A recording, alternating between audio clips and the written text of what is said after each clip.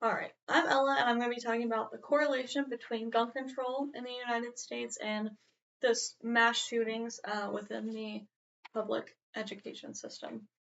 So my topic statement is going to include that schools need to enhance their security rather than focus their attention on gun restrictions and buybacks, which could inherently harm people who do follow the law uh, at the hands of people who don't, which we'll get into that more in the coming slides.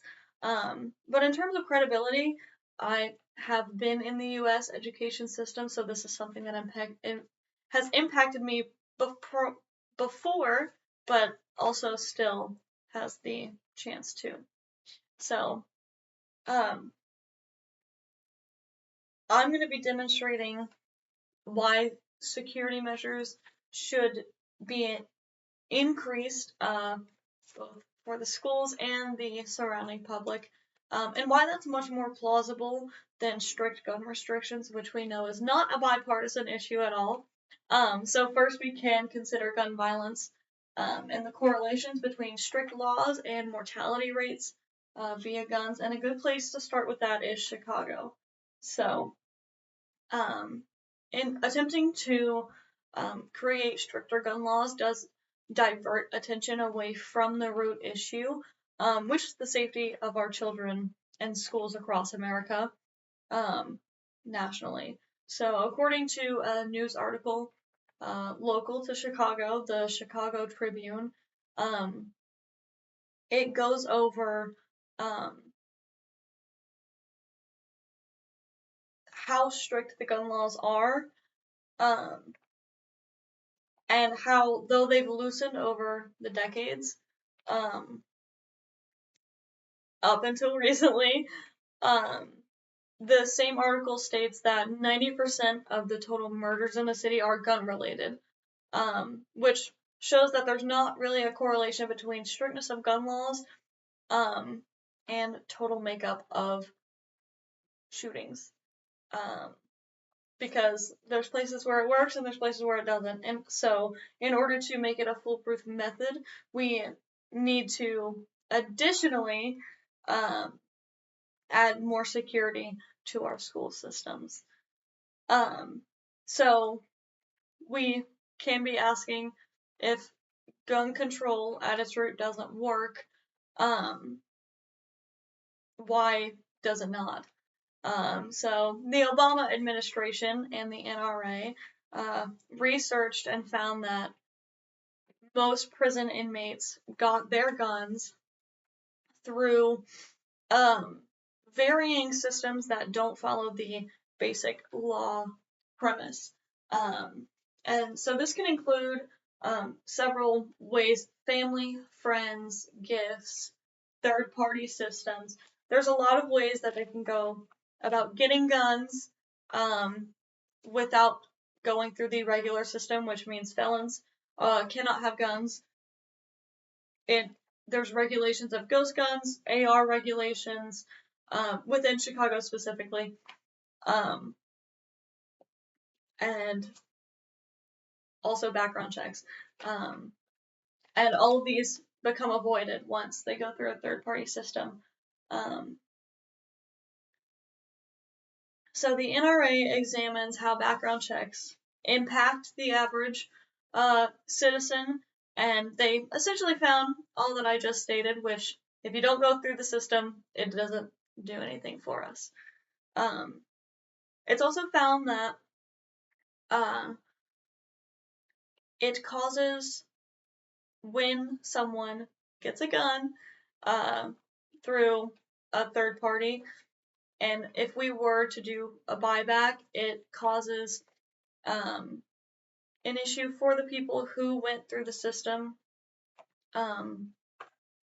regularly, because they are now at a defenseless point within the issue. So the NRA statistics demonstrate that shooting and murder rates in Chicago increased by 50%, as a direct quote from the website. Additionally, a research paper that was performed by the Department of Justice essentially stated that gun control laws don't work to the degree that they're being led on to. So as violence increases, there's two related questions that we have to approach. The first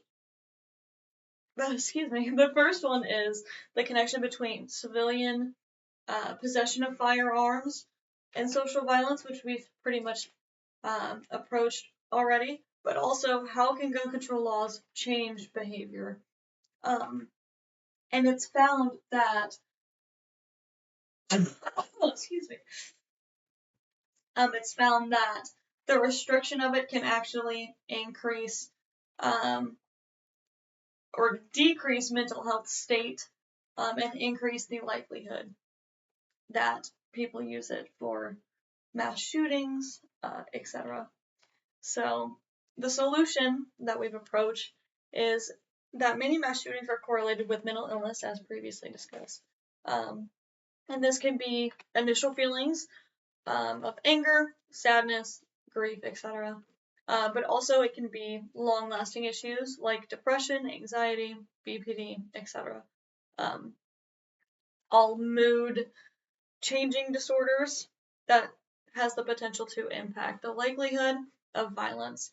And according to the National Institute of Mental Health, individuals, as a direct quote, individuals with untreated mental health issues may resort to violence. This said,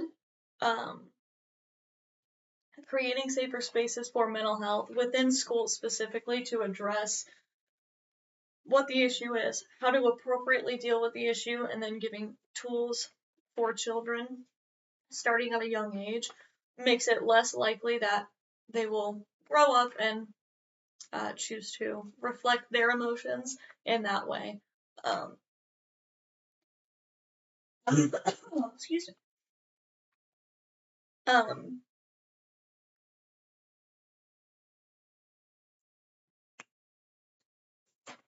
Additionally, having an increase of officers on school campuses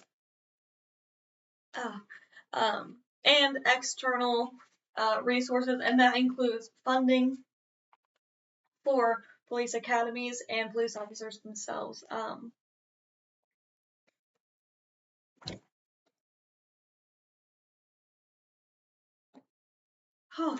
Throat's dry.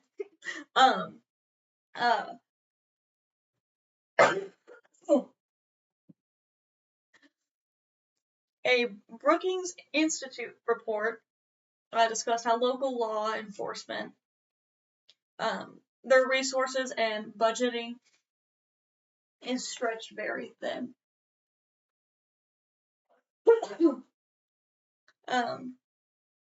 Which would mean that strengthening these two would increase. It would increase the safety of the school itself. So, to wrap this up, the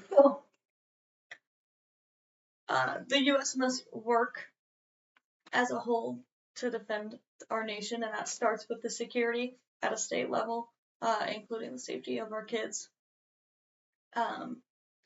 Additionally,